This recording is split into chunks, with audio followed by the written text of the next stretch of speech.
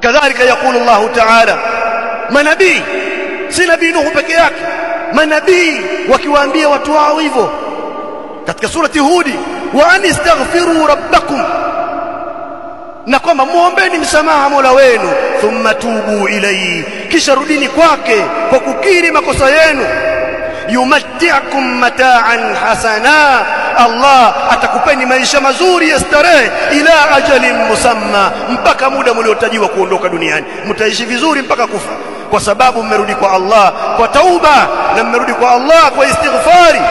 Wa yu'ti kulli dhi fadlin fadla wa in tawallaw, na kama mkikengeuka, fa inni akhafu alaykum adhaba yawmin kabir, hakika mimi ninaogopea kwenu nyinyi adhabu ya siku kubwa, siku ya kiyama. Yote haya maisha mazuri hayaelezwi kwenye kufanya uharibifu, kwamba Allah atakupeni maisha mazuri, chomeni majumba, Allah afanye kadha, fanyeni hivi. Yote watu wanatakiwa kurudi kwa Allah subhanahu wa ta'ala.